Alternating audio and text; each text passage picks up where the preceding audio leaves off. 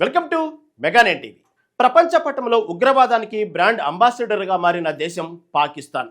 దశాబ్దాలుగా ఉగ్రవాదాన్ని ఒక స్టేట్ పాలసీగా వాడుకుంటూ ఇరుగు పొరుగు దేశాలపై నెత్తుటి పంజా విసిరిన చరిత్ర ఆ దేశానిది. కానీ కర్మ సిద్ధాంతం ఎవరిని వదిలిపెట్టదు. నిన్నటి వరకు పాకిస్తాన్ సైన్యం పెంచి పోషించిన ఉగ్రవాదులే ఇప్పుడు అదే పాక్ ఆర్మీకి నిద్ర లేకుండా చేస్తున్నారు. ప్రతిరోజు పాకిస్తాన్ గడ్డ మీద ఎక్కడో ఒక చోట పేలుళ్ళు, దాడులు జరుగుతూనే ఉన్నాయి.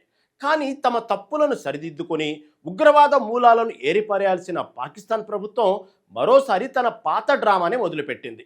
అసమర్థతను కప్పిపుచ్చుకోవడానికి మళ్ళీ ఇండియా పేరును వాడుకుంటుంది.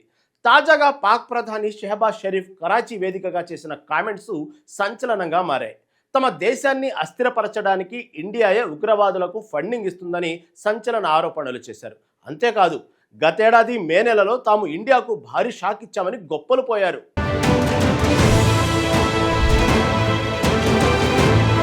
గత కొంతకాలంగా భారత్ పాకిస్తాన్ సంబంధాలు ఉధృతంగానే ఉన్నాయి. సరిహద్దుల్లో కాల్పులు, ఉగ్రవాద కార్యకలాపాలు, ఆరోపణలు ప్రత్యారోపణలు నిత్యకృత్యమయ్యాయి. ఈ ఉద్రిక్తతల మధ్య తాజాగా పాకిస్తాన్ ప్రధానమంత్రి షెహబాజ్ షరీఫ్ భారత్పై సంచలన వ్యాఖ్యలు చేశారు. కరాచీలో పాకిస్తాన్ నావల్ అకాడమీలో జరిగిన ఒక కార్యక్రమంలో ఆయన మాట్లాడుతూ పాకిస్తాన్ను అస్థిరపరచడానికి భారత్ కుట్ర చేస్తుందని ఆరోపించారు. భారత్ అంతర్గత బాహ్య శక్తులను ఉపయోగించుకొని పాకిస్తాన్లో అశాంతిని సృష్టించేందుకు ప్రయత్నిస్తుందని షరీఫ్ విమర్శించారు. గతేడాది మే నెలలో భారత్కు తాము ఒక పెద్ద షాక్ ఇచ్చామని, అయినా కూడా భారత్ తన కుట్రలను ఆపడం లేదని ఆయన అన్నారు. పాకిస్తాన్కు తనను తాను రక్షించుకోగల సామర్థ్యం ఉందని మరోసారి షరీఫ్ నొక్కి చెప్పారు. షెహబాజ్ షరీఫ్ వ్యాఖ్యలు ఇరు దేశాల మధ్య దౌత్య సంబంధాలపై తీవ్ర ప్రభావం చూపే అవకాశం ఉంది. భారత్ పాకిస్తాన్ మధ్య కాశ్మీర్ అంశం ఎప్పటి నుంచో వివాదాస్పదంగా ఉంది. షరీఫ్ తన ప్రసంగంలో కాశ్మీరీల, పాలస్తీనియన్ల ఆశయాలను సమర్థించడంలో ఇస్లామాబాద్ నిబద్ధతను పునరుద్ఘాటించారు. ఇది కూడా భారత్కు మరింత ఆగ్రహం తెప్పించే అవకాశం ఉంది. పాకిస్తాన్ రక్షణ మంత్రి ఖాబాజ్ ఆసిఫ్ కూడా ఆఫ్ఘనిస్తాన్కు భారత్ సైనిక సహాయం చేస్తుందని, భారత్ అందించిన డ్రోన్లతో ఆఫ్ఘనిస్తాన్ పాకిస్తాన్పై దాడులు చేస్తుందని ఆరోపించారు. పాకిస్తాన్ ఖైబర్ పఖ్తూన్ఖ్వా, బలూచిస్తాన్లోని కొన్ని వేర్పాటువాదు దళాలు పాకిస్తాన్ ఆర్మీ, ప్రభుత్వ అధికారులపై దాడులకు పాల్పడుతున్నాయి. పాకిస్తాన్ ప్రభుత్వం తప్పుల వల్లే ఈ గ్రూపులు మరింత చురుకుగా మారాయని వార్తలు వస్తున్నాయి. కానీ పాకిస్తాన్ మాత్రం తన అంతర్గత సమస్యలను గుర్తించకుండా భారత్పై నిందలు వేయడంపై సోషల్ మీడియాలో నెటిజన్లు తీవ్రంగా మండిపడుతున్నారు.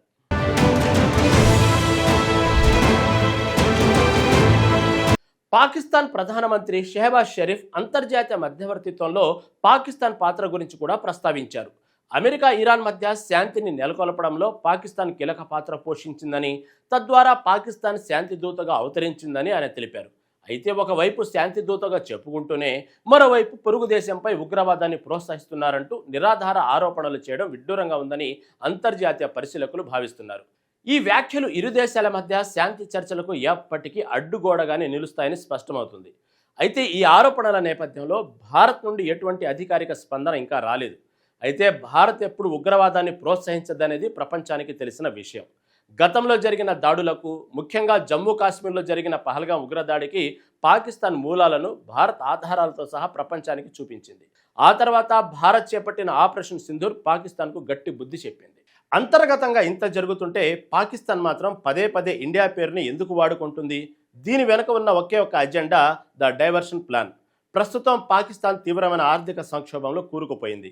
IMF నుంచి కొత్త అప్పు తెచ్చుకోవడం కోసం ప్రజలపై విపరీతమైన పన్నుల భారం వేశారు. నిరుద్యోగం, ద్రవ్యోల్బణం ఆకాశాన్ని తాకుతున్నాయి. ఏ క్షణమైనా ప్రజలు ప్రభుత్వానికి వ్యతిరేకంగా తిరగబడే పరిస్థితి ఉంది. ఈ ఆగ్రహ జ్వాలల నుంచి ప్రజల దృష్టిని మళ్లించడానికి వాళ్లకున్న ఏకైక బ్రహ్మాస్త్రం ఇండియాని బూచిగా చూపించడం. ఇండియా మన మీద కుట్ర చేస్తుంది, దాడులు చేయిస్తుంది, కాబట్టి మీరంతా కష్టాలు భరించి మన ఆర్మీకి అండగా నిలబడాలని ఆ దేశ ప్రజలను ఎమోషనల్ బ్లాక్మెయిల్ చేయడానికి పాక్ ప్రభుత్వం ఈ ఆరోపణలు చేస్తుంది. కానీ పాకిస్తాన్ ప్రజలకు కూడా ఇప్పుడు ఆర్మీ ఆడుతున్న ఈ నాటకాలు అర్థమైపోయాయి. అందుకే సోషల్ మీడియాలో స్వయంగా పాకిస్తానీయులే తమ ప్రభుత్వాన్ని విమర్శిస్తున్నారు.